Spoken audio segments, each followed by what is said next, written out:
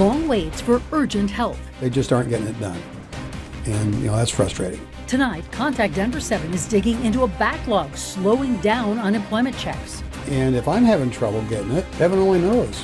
An incredible journey. A Colorado woman and her Ukrainian mother traveled thousands of miles to safety. She just left her home with one backpack. She just grabbed documents, she grabbed a few things that she thought she may need. A life-saving tool in the fentanyl crisis surging in demand. We did not have that supply on hand because we had never pushed out that much before. Why more people are taking advantage of a program providing naloxone.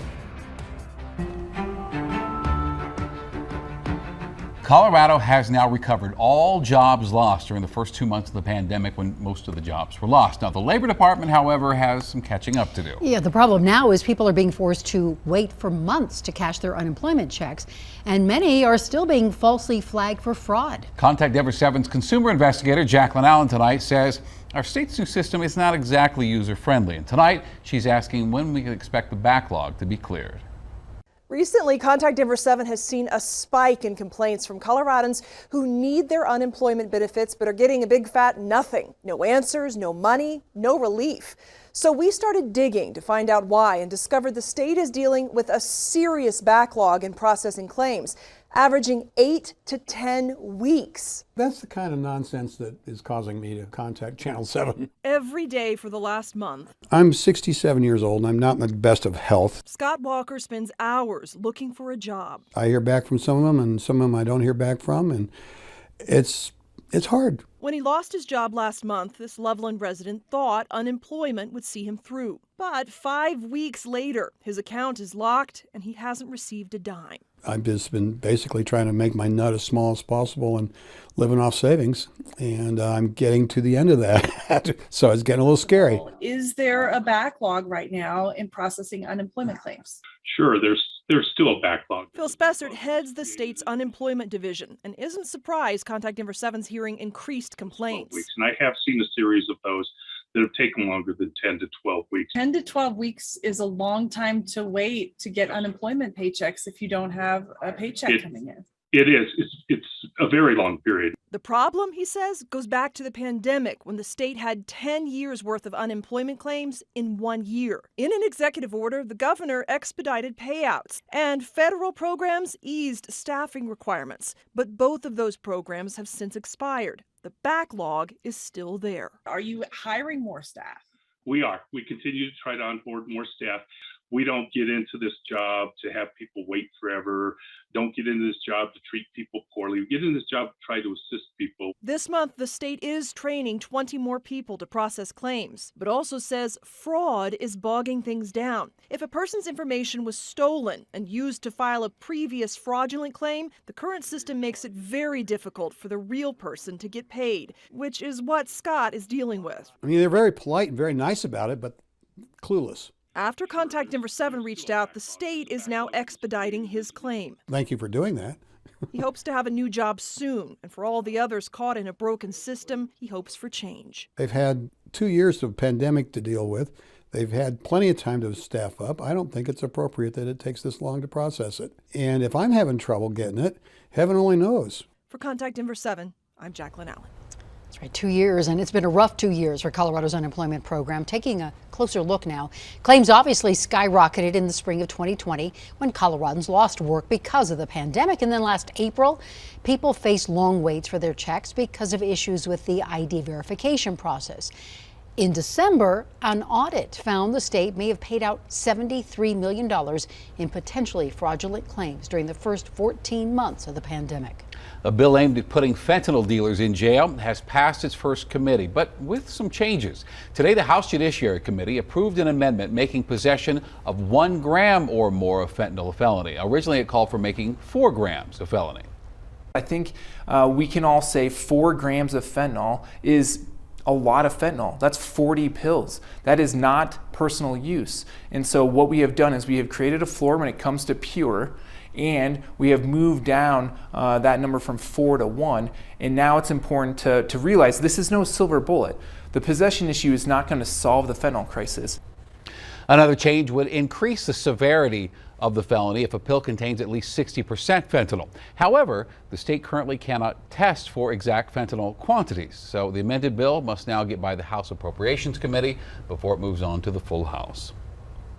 With concerns over fentanyl use rising, the city of Denver now is providing a life-saving tool for free. As Denver 7's Rob Harris explains, this program has seen a sharp increase in demand, making supply an issue. We did not have that supply on hand because we had never pushed out that much before. It was a good problem in a sense, according to the Denver Department of Public Health and Environment. So many people wanted to carry naloxone that their systems were completely overwhelmed. There was a whole lot of media attention about it. So we ended up getting 4,500 orders in less than 2 months at this point. Around 4,500 orders in February and March, compared to just 500 in the 5 months prior. The combination of that surge in demand and distribution issues from suppliers led to months of backlog and requests going unfulfilled. Now, DDPHE says they found a new supplier and have received a shipment of about 3,000 kits. They're honoring requests in the order they came in, and they hope to keep getting regular shipments to keep up with the demand. So folks will start receiving their things. We're really excited about that. We are so thrilled that everyone wants to carry Narcan and learn how to check their drugs and make sure that people in their communities are safe. Increased attention caused the spike in requests for naloxone in February, but the need has been growing over the past decade. According to the Colorado Department of Public Health,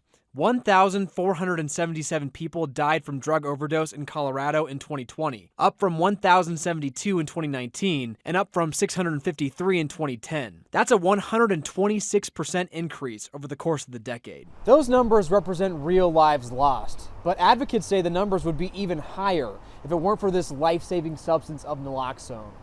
We asked a mental health advocate here in Denver to share her real-life story of witnessing an overdose and reversing it, potentially saving a life. Samantha Rabins is a program manager for Mental Health Center of Denver. I am holding 2 doses of naloxone, otherwise referred to as Narcan, and I carry it with me in case I were to be around or witness someone overdosing so I can help save a life. Rabins was in a meeting with one of the center's partners when a person rushed in off the street, saying a man was outside experiencing an overdose. We walked outside. I had all my work stuff, of course, and we walked outside, and the person was very evidently overdosing on the ground, and we were able to deploy Narcan. I also was able to call for backup with police and fire and medics in order to get them transported to get the care that they needed post naloxone. And they were revived. It's a really out of body experience to watch someone in the process of dying, and it's not something I ever signed up for as a social worker. My job is to prevent people from getting to that point, and so my thought is, what can I do to save this person? It's so amazing to be able to have a tool to be able to revive someone and give someone a second shot, a different shot, to continue to live their life the best that they can.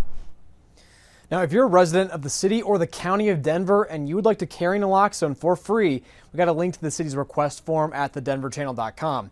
People outside of the city limits can also get naloxone by visiting stoptheclockcolorado.org. Ann? Interesting. Thank you, Rob. A Metro school district's future is on the line. Tomorrow, Adams 14 will present its plan to turn itself around to the State Board of Education. Now, if the board does not find that plan adequate, it could choose to close Adams City High School. The board could also take the unprecedented step of forcing the district to reorganize, and that could mean placing each school under the control of a neighboring district. The state education commissioner tells Denver 7 the process is all about making sure Adams 14 students are getting the tools they need to succeed. We know that the Adams 14 students are brilliant, and we want to see them achieve at the same levels because we know they can do it. So we need to make sure they have the supports to reach that potential. Adams 14 has been struggling for more than a decade now. It's received the state's 2 lowest performance ratings every year since 2010. 2 out of 10 students are reading at grade level. 1 in 10 students are where they should be in math. Its 4-year graduation rate has also stayed well below the statewide average. Sending more support to Ukraine. Today, President Biden announced the U.S. will provide $800 million in additional military aid. This comes ahead of an expected assault by Russian forces on eastern Ukraine. The Pentagon says it will work quickly to get this new round of support overseas. We're not going to wait. We're going to start getting these articles on the way as well. So we will literally start right away. The United Nations says nearly 5 million people now have fled Ukraine since Russia's invasion began in late February. And here at home, a woman in Highlands Ranch says her mother barely escaped the bloodshed. And tonight, Denver 7's CB Cotton shares the incredible journey that brought her to Colorado. It was hard to judge right away how serious everything was. But Oksana Dovgan quickly learned from her mother's messages the situation in Ukraine was growing worse day by day. Message that I'm alive every day for a couple of days in the beginning, and then she disappeared for a few days. The sporadic messages became too much to bear, and in mid-March, the Highlands Ranch mother, originally from Ukraine, decided she had to get her mom out. Even if my mom is ready to leave her home and ready to pack it in one backpack, I felt that, okay, now my turn. Now it's just action time for me to arrange it for her. So Dovgan arranged for her mom to travel from Chernihiv, Ukraine to Warsaw, Poland. Dovgan met her mom in Poland, and then together they traveled to Mexico in hopes her mom could finally gain entry to the States. It's not a visa. She got a humanitarian parole for 1 year, which is a single entry. The United States has drastically increased the number of Ukrainians allowed through the southern border via the humanitarian parole process, which allows people to quickly enter but does not provide permanent protection. She says after what she's been through, she is just very thankful to be, safe, not hear all the, airplanes and bombs and all of that sirens. Now, as this mother and daughter adjust to their life together in Colorado, they're trying to find ways to help others left behind in Ukraine. I have 3 daughters, so they're very happy to have grandma with them. Since I'm kind of on the safe side, I want to be more of an active participant. So yes, that's what I'm looking forward for sure. CB Cotton, Denver 7. Still some pretty great gusts out there, but I have some good news as we head toward the Easter weekend. A rising name in the game of chess. I learned how to do chess more than I wanted to walk or talk. But what makes this Colorado teen's success more incredible are the obstacles he's overcome. The Nuggets ready to renew their quest for that elusive NBA title. Later in sports, Nick has an update on one of their sideline stars.